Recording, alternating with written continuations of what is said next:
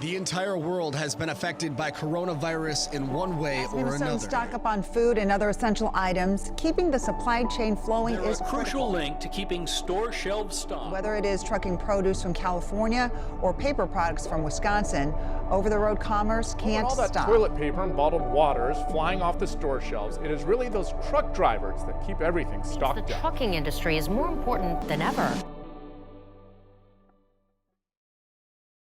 These are truly unique times, and we want you all to be safe as we continue to deal with the coronavirus. We'd like to thank the trucking industry for this extraordinary effort. Fleets have stepped up to this crisis. They're doing what needs to be done. They're getting freight like groceries and medical supplies delivered where they need to be all across North America. You know, it's hopefully become clear to everyone is just how important the supply chain and transportation is just to our everyday lives. Yeah, I was there the first week in the grocery stores, and I saw the empty aisles, the bread aisle, the pasta aisle, the meat aisle, the cleaning goods aisle, emptied out by panicked buyers. But a week later, I saw those same aisles at 2 o'clock in the afternoon, had bread, they had meat, they had cleaning goods. The pasta aisle still had boxes left on it. So what that says is that trucking was getting it done. Truck drivers are doing their jobs and making it all happen, even at the risk to their own health. So instead of saying go Cubs go this year, it's go truckers go. So, we at NACV decided to ask some trucking professionals how are they dealing with the crisis now, and what are they learning for the future? Here is what they said. I'm John Vesey, and I drive long-haul truck for Hirschbach Motor Lines. Right now, I'm seeing an increase in my New York City loads, which is to be expected, and a decrease in traffic, which is great. We need as much room as we can to get these trucks into the cities and out as quickly as possible so we can get more food and supplies to everyone in need. There is some variance in clean procedures and communication out to the fleets and the nation, and that does improve every day, and we appreciate that, of course. I think for the future, that's the one takeaway we'll get from this, is having that clear line of communication that we can trust and understand and take action items on for our own personal lives.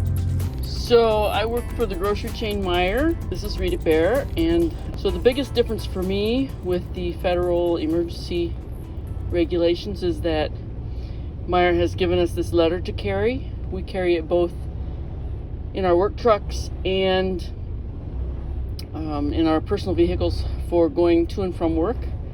This letter allows us to move around without problems. It also allows us to move trailers that are overweight and have unlimited hours. I've not been through a major city since this happened, but I have noticed that the car traffic where I'm at has greatly diminished. So that's been a positive. I think, we're not fighting them so much. We're having a little bit of problem with access to facilities at some places, longer wait times at some shippers and receivers because there's so much freight going out to keep the grocery stores stocked. And that's about it, really. We're just out here doing what we always do. So with some minor inconveniences, we're still doing our jobs. We've not experienced traffic jams.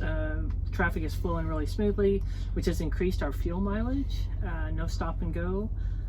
Fuel is cheap right now, so everything we've been doing business-wise is looking really good, but we are expecting it to slow down, so we are preparing for that as well. And that's the thing for the future, is just making sure if this happens again that you're in a financial situation where you can make it through without losing your business, because this is what keeps the country working, moving.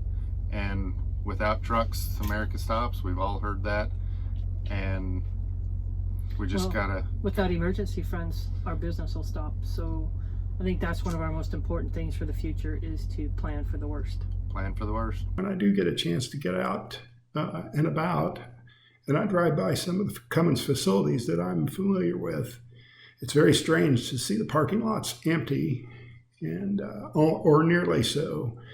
Many of the operations of the manufacturers around here in Columbus are closed down, so there's no trucking activity associated with getting parts in and out of those facilities. Well, certainly with the drop in demand for new vehicles, we're taking advantage of this opportunity by pre-building a lot of our orders and basically allowing us for a 2-week shutdown to allow our employees for a self-quarantine for a couple of weeks. And while many of our office staff has already been working from home, we are spending this time to basically retool, focusing on ways to improve our processes and build our skill sets. One example is having our sales team do online software training. Obviously, all of us are seeing the effect of supply chain disruption for imported product, I'll say. And so I think what's going to come out of this longer term is more of a self-sufficiency of critical supplies for our infrastructure and for everything from pharmaceuticals to automotive parts. I also believe that how it's going to shape trucking is going to continue to make us even more competitive because those who are using products like Flow Below and other energy-saving devices are going to be the ones that continue to thrive in this new market of trucking that we are entering. We are in the calm before the storm right now with China's supply chain and consumer staple restocking. Beyond that, with manufacturing shutting down and oil likely to follow suit, we're looking for a period of sharply lower rates, which is going to lead to marginal capacity exiting the market. On a positive note, when the economy does recover, a shortage of drivers and equipment is likely to drive strong rate increases. My sincerest hope is that the positive image that trucking is earning out of this stays when we go back to some level of normalcy.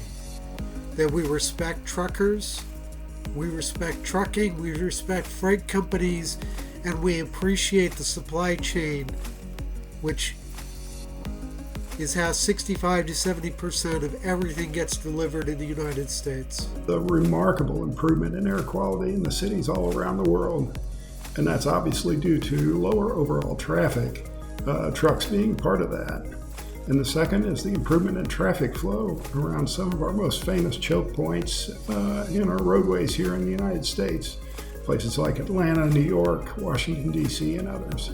There's also an opportunity that maybe we can operate cleaner trucks and cleaner cars, maybe electrification, and cut down on the amount of pollution we're putting into our environment. I think we can learn a lot from this going on because of those minor inconveniences. Is really showing some things that need to be planned ahead for. So one of them is truck parking.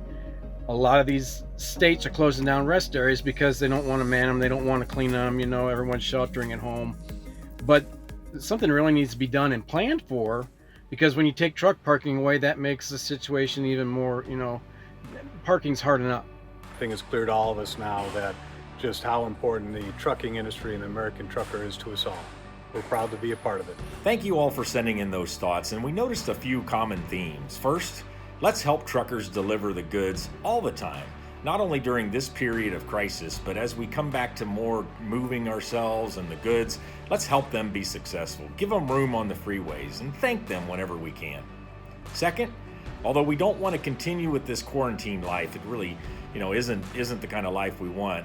We are seeing reductions in congestion, better air quality, and finally, many of these strategies just might stick to help us move forward in a better way, in a more efficient and more sustainable way. Think about which ones make sense for all of you and stay safe now and in the future.